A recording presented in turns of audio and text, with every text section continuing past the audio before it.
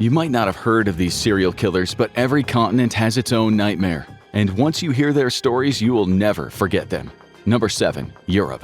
In 1973, Joachim Kroll stood in his kitchen in Duisburg, Germany, seasoning a pot of stew, completely unfazed by the police knocking on doors just a few units away, looking for a missing girl named Marion Ketter. The shared toilets in the building had stopped working, and when questioned, Kroll casually told the neighbor they were blocked with guts. The neighbor had assumed Kroll meant animal remains, but when police investigated, they found human lungs. And when they reached Kroll's door, he was still at the stove stirring his dinner with Marion's severed hand bobbing in the stew. The cops went inside, where they saw the hand bubbling away next to an assortment of vegetables. In the freezer were steak-sized cuts taken from thighs and buttocks.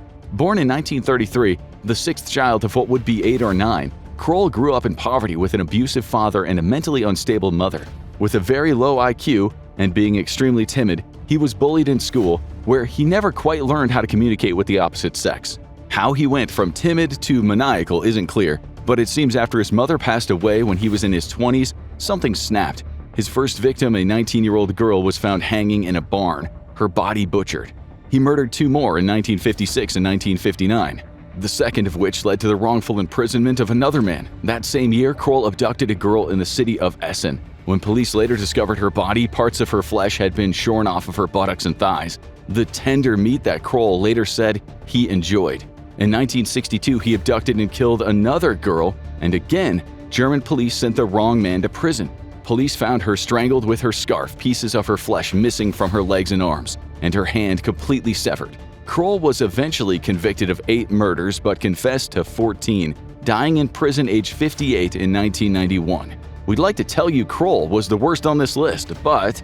Number 6. South America. The Colombian Luis Garavito was known as the Beast. If a man ever deserved to be called that, it was him. In the 1990s, he abducted, brutally tortured, and murdered an astounding 193 people, most of them young men. From an early age, he suffered horrific abuse, which seems to have led to severe depression and serious mental illness in his teens and 20s. He took pleasure from people's pain, and all the antidepressant and antipsychotic medications didn't change a thing. He was damaged goods. As a young adult, armed with fake identification, he would turn up in a Colombian town as a drifter, approaching religious institutions where he would ask for assistance. He sometimes dressed up as a monk or a beggar and pretended to be a disabled person, claiming that he was doing the work of God.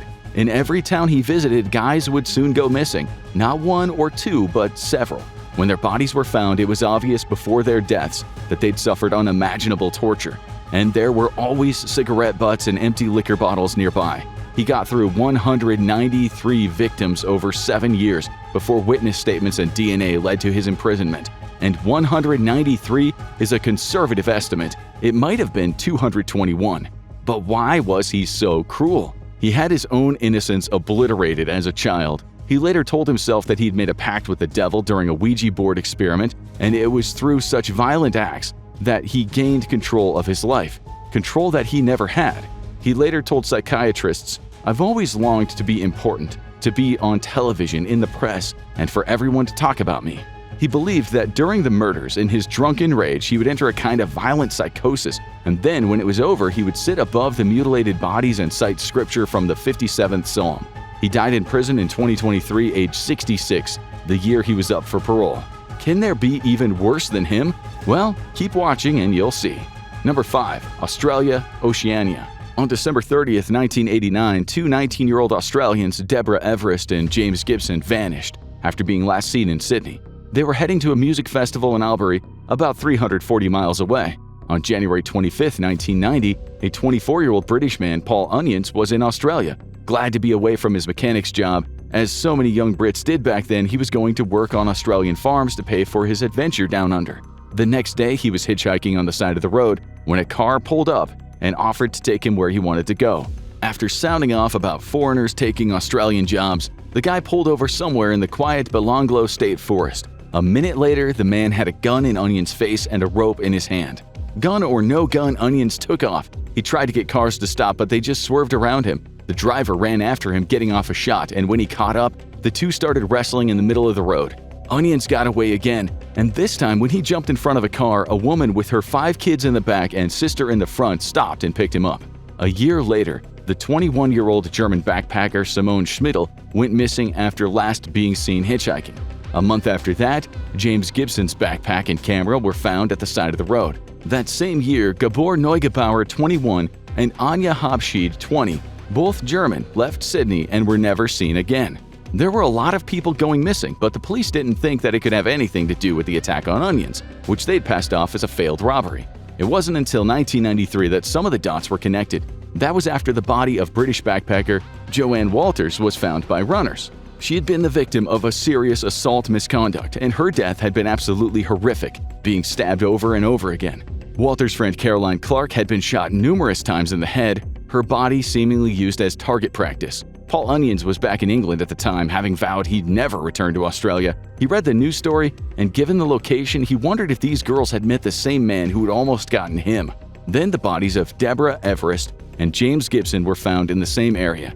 Gibson had suffered stab wounds to the back and chest, while Everest had been viciously beaten to death. Police then found 3 more bodies, each displaying stab and gunshot wounds.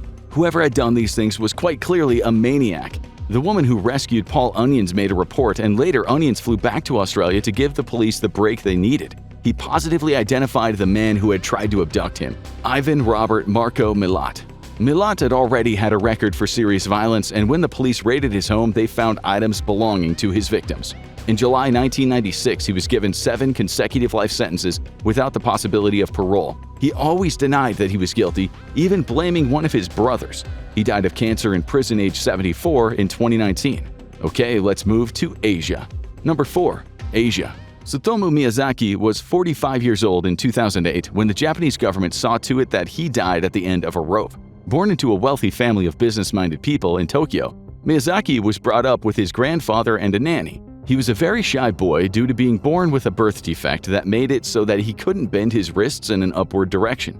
This deformity led to bullying and made him feel like an outcast. Unable to talk to women, he took to filming them on local tennis courts. His family ignored what was severe depression, and the only person who loved him, his grandfather, died in 1988. Miyazaki felt so lonely that he ate some of the ashes to keep some of his grandfather with him forever. He was 26. His family was ashamed of him, especially after he was caught spying on his naked sister.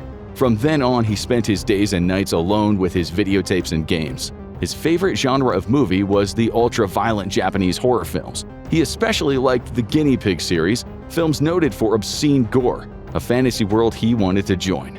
On August 22, 1988, he claimed his first victim, a girl named Mari. He took her clothes and dumped her body after strangling her.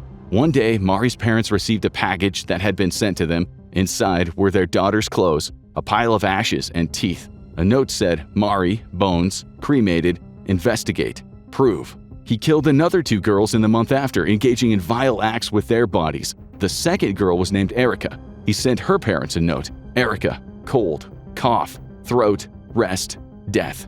He might have gone on to kill many more girls had a father of 2 sisters not found him in a park trying to commit another heinous crime. Miyazaki escaped from the clutches of the furious father, but he was arrested later when he returned to collect his car. Detectives searched his bungalow where they found over 5,700 videotapes, anime, slashers, pornography, as well as the home videos he had taken of his victims. As Japan tensed for a moral panic over young people's viewing habits, Miyazaki told a psychiatrist, "I felt alone. And whenever I saw a girl playing on her own, it was almost like seeing myself." He seemed to be wanting sympathy, but he didn't get it. Miyazaki tried to claim a rat man had made him kill those girls, a cartoon creature that had taken hold of his mind. Psychiatrists agree he had a personality disorder, but the courts didn't buy his insanity plea. And after retrials and years spent reading comics in jail, he was finally hanged. His last words to his lawyer were, "Please tell the world that I'm a gentleman." Okay, let's now head over to the heart of darkness in Africa. Number 3. Africa. In 2005, South Africa's Richard Nyauza was in police custody after being accused of misconduct with a woman's daughter, but with no solid evidence, he walked free. What authorities didn't realize was that Nyauza was already knee-deep in a killing spree, having brutally murdered at least 5 women by that point. Nyauza hated women, blaming them for his HIV diagnosis, something that he refused to take responsibility for. In his warped mind, the women he'd chosen to sleep with were to blame, and he wanted them to suffer. His attacks were brutal, using stones and screwdrivers to viciously end their lives. And yet, this father of 2 claimed to be a man of God. He killed 16 women in total. His final victim, a pregnant woman, was on her way to Botswana when he picked her up outside a police station. She began to panic when he turned off down a dirt road. He could clearly see that she was pregnant, but it didn't matter. He stabbed her repeatedly, leaving her for dead. She lost the baby, an eye, and the use of a hand, but she lived to tell the tale, and that's how Nyauza got caught. During his trial, she wept, explaining how she struggled to live with the trauma. She told the court that the incident had affected her psychologically. She was afraid of men, unable to form relationships with them. She said that she felt that she could kill the man standing in front of her, causing Nyauza to laugh in the stand. Today, he is serving 16 life sentences, where he'll have plenty of time to laugh at the pain he's caused so many people. Okay, do serial killers exist in Antarctica? Number 2. Antarctica. Isolation is a killer. One of the reasons that people who have spent a lot of time in Antarctica have taken to chronic abuse of alcohol. But serial killers?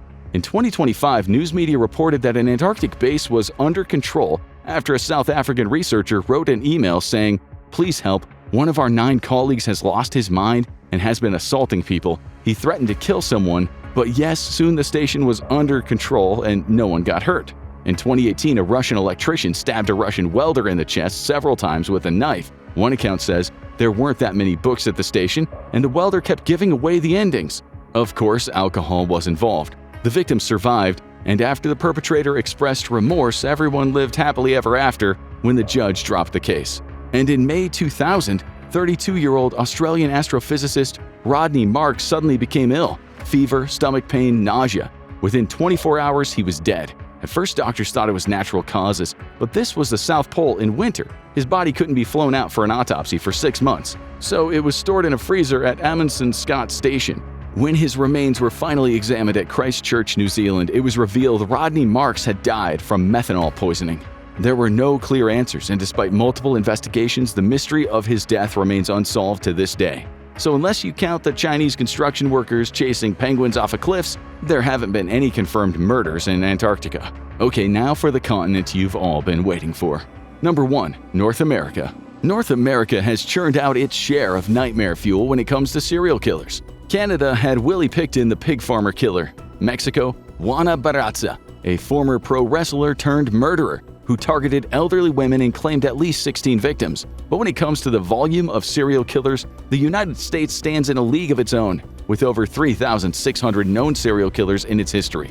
The U.S. has practically built a dark hall of fame. Ted Bundy, Richard Ramirez, the Night Stalker, or the deranged killer clown John Wayne Gacy, and of course, Jeffrey Dahmer.